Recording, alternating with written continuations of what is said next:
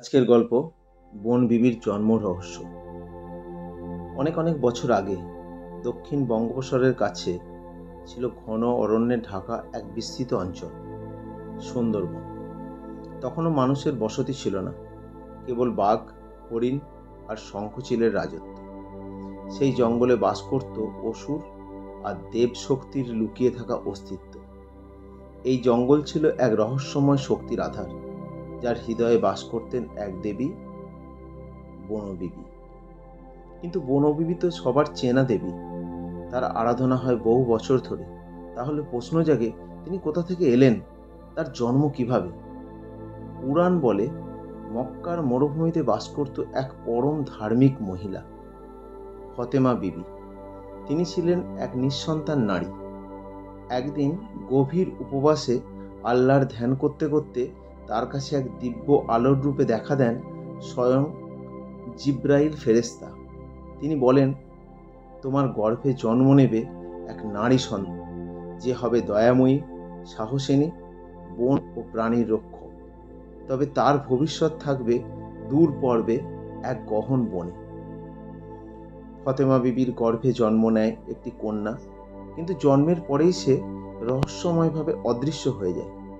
অনেক বছর পর সুন্দরবনের এক বৃদ্ধ মৌয়াল গভীর জঙ্গলে এক শিশু কন্যাকে দেখতে পান। বাঘেরা যার পায়ে লেহন করছে, হরিণেরা ঘিরে দাঁড়িয়ে আছে।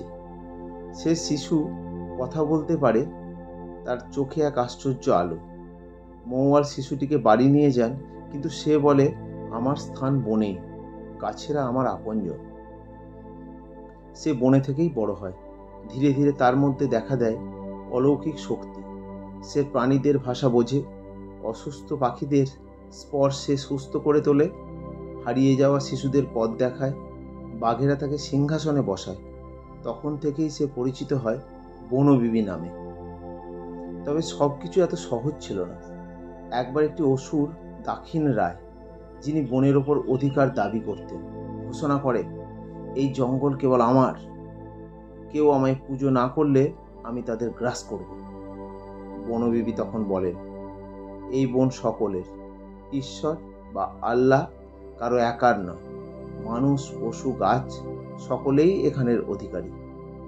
দাক্ষিণ রায় ক্রুদ্ধ হয়ে তার উপর আক্রমণ চালায়, কিন্তু বনবিবি বাঘের পিঠে চড়ে যুদ্ধ করেন। সেই যুদ্ধে এক আশ্চর্য ঘটনা ঘটে। দাক্ষিণ রায় হঠাৎ বনবিবির পায়ে পড়ে যায়, বলে, তুমি কেবল বনের রক্ষক নও, তুমি আমার ভ্রাতা হাছন রাজার সহোদরা। সেই মুহূর্তে এক ভয়ালো বজ্রপাত হয় এবং জঙ্গলে ছড়িয়ে পড়ে আলো। তখন সবাই দেখে বনবিবির দেহ থেকে এক ঝলক আলো বেরিয়ে আকাশে উঠে যায়, যেন স্বর্গীয় স্বীকৃতি। এরপর দাক্ষিণ রায় আর বনবিবির মধ্যে সমঝোতা হয়। বনবিবি রয়ে যান জঙ্গলের একা দেবী হিসেবে, আর দাক্ষিণ রায় হন বনরক্ষী যোদ্ধা। মানুষ তখনও জানত না বনবিবি কে। একদিন এক মৌয়াল তার নাম করে জঙ্গলে প্রবেশ করে। অদ্ভুতভাবে সে জঙ্গলের পথ ভুলে না। বাঘ তাকে আক্রমণ করে না, সে নিরাপদে মধু নিয়ে ফেরে। এইভাবে বনবিবির নাম ছড়িয়ে পড়ে, শুরু হয় তার পুজো। আজও সুন্দরবনের মন্দিরে বনবিবির পুজো হয় হিন্দু মুসলিম নির্বিশেষে। তার সঙ্গে থাকে দাক্ষিণ রায় আর হাছন রাজার মূর্তি। বলা হয়, বনবিবি ঈশ্বরের সেই রূপ, যিনি ধর্মের বাইরে গিয়ে প্রকৃতির সঙ্গে মিশে গেছেন। তিনি জন্মেছিলেন মরুভূমিতে, কিন্তু আশ্রয় নিয়েছিলেন গহীন বনে। আর তার জন্ম রহস্য আজও ঘিরে রেখেছে এক অলৌকিক ছায়া।